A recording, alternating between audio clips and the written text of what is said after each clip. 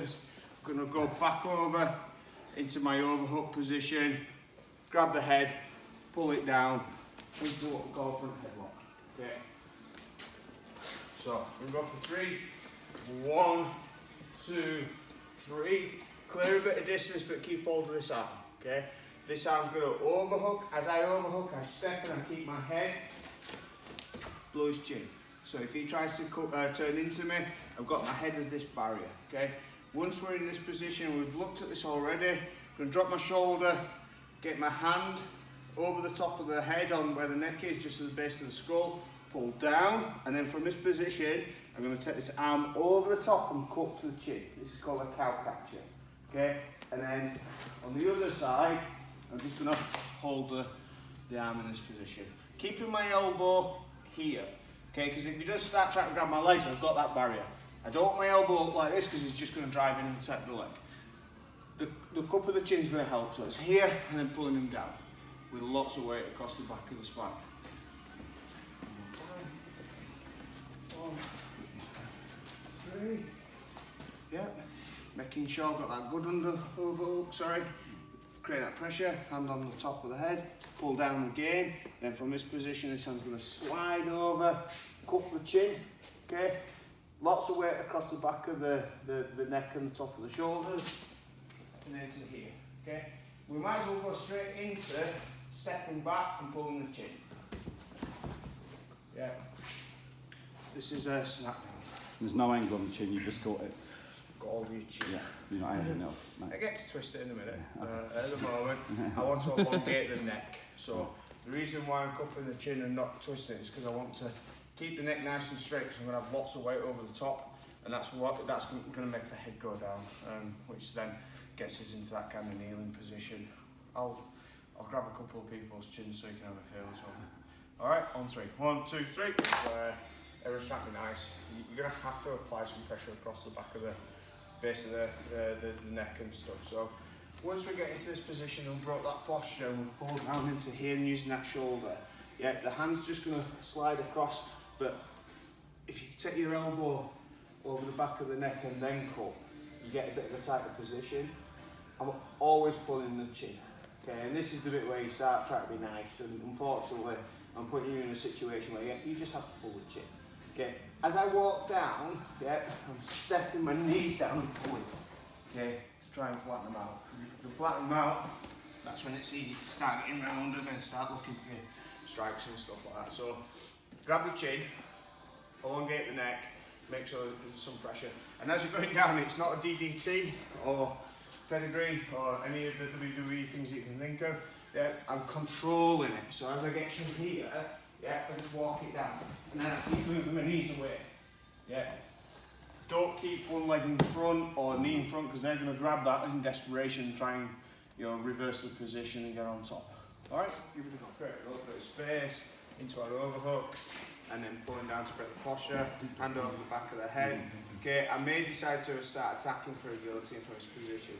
Okay, guillotines when stood up, they're not great, if I'm honest. They're possible. Absolutely possible. Usually guillotines are mainly finished on the floor. But it's worth knowing this anyway, because someone's going to grab your head and try and choke you from this position at some point, so you might as well get used to it. So elbow cross, arm goes in, and then what I'm going to do is I'm just going to grab this part of my hand, yeah, so like the karate chop area. I'm going to try and grab that bit, and then I'm going to pull and bring my shoulder back, okay? Now Jay's a bit taller, Jay's taller than me. So this might be harder for me to finish because I can't get the same amount of leverage because of his height. But once I get to here, you just get used to it. Yeah, hand comes in. I like to go hand on the outside, not on the inside. So this is an inside, this is outside. Don't worry, you'll get used to all the terms. Yeah, into here, and then I'm going to bring my elbow back just to get the squeeze. What I'm not doing is this. Okay, because I'm going to open up the elbow. Yeah? So if you imagine someone's neck's in there, we need to close the distance and close the amount of space around the neck. Okay, so first of all I'm going to pull the hand in, so this elbow goes a little higher, then I'm going to drop the elbow back. Okay, so that's where someone's throat is. So obviously there's a lot less room than there is if I start kind of extending up. You can get extending up as well, but for now I'd rather just get the good technique and not rely on kind of putting pressure on the spine.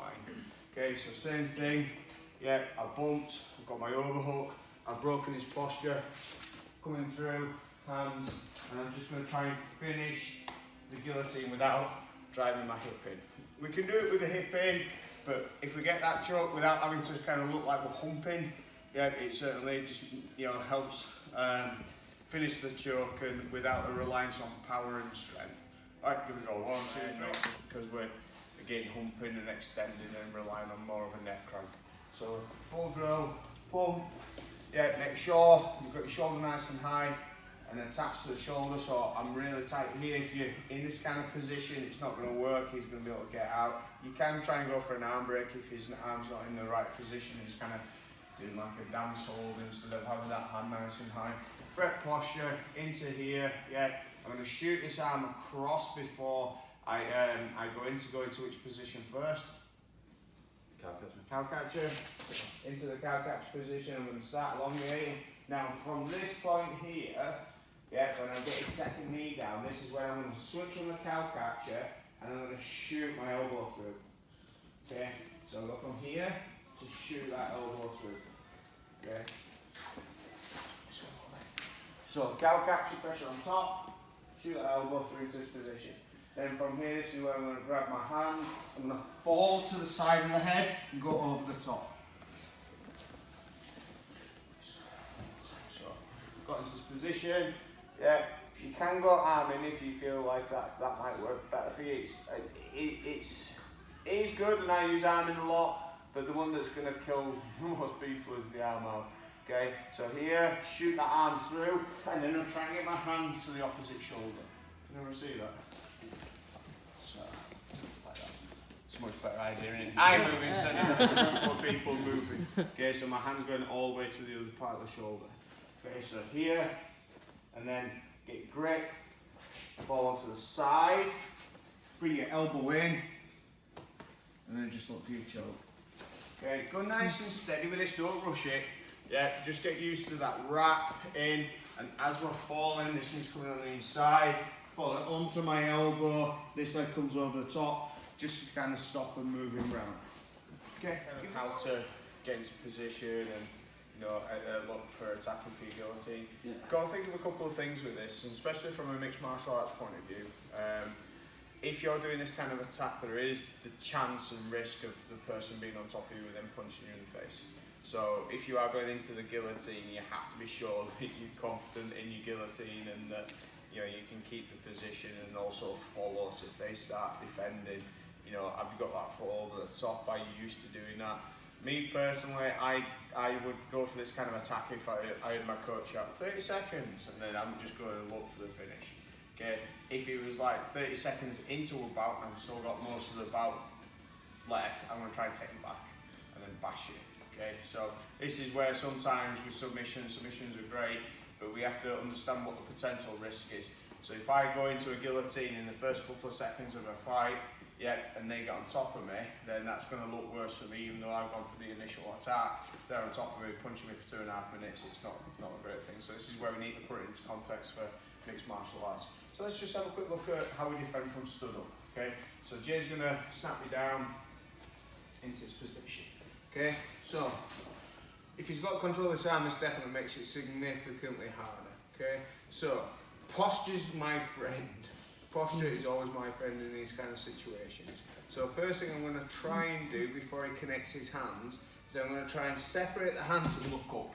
Okay, so from this position it makes it a lot harder for him to complete the guillotine because like we've done with the duck unders and things like that, this position is a lot stronger because I've got my back engaged, I've got my legs, my glutes, all ready to start looking around, okay? So before he gets that initial connection with his hands, come over the top, don't grab the fingers, yeah, the fleshy part of the hand. All I'm going to do is separate the hand and I'm going to go into that deadlift position, okay? And that's going to be a factor all the way through this, is that deadlift position, because it's going to help me get round and also complete my takedown. So he's going to go through, in, cow catcher, round, and then just come around and take the back as to complete the drill. Okay? let's just practice that. 1, 2, connect, really help. If he's got hold of your chin, stripping that grip's going to really help as well. Okay, so from his position here, okay, I can block the hip as well. So this is going to help a little bit. So I'm going to block the hip to get this arm out. Okay. From here, this hand's going to go over and I'm going to attach it to the scapula, okay, that bony part again. From here, I'm going to do the same sort, well, it's the reverse of what we did last week where we were manipulating people's movement from clinch. I'm going to bring my elbow down to break his posture, even if he's got grip, so he's got his hands together, hand goes on the inside, yeah, pull down, same thing, yeah, to break that posture.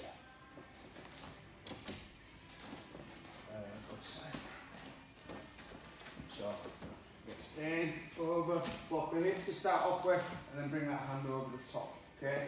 So, hand attach, pull down, and then go round to the back again. One more time? Yeah. Yeah, that's fine.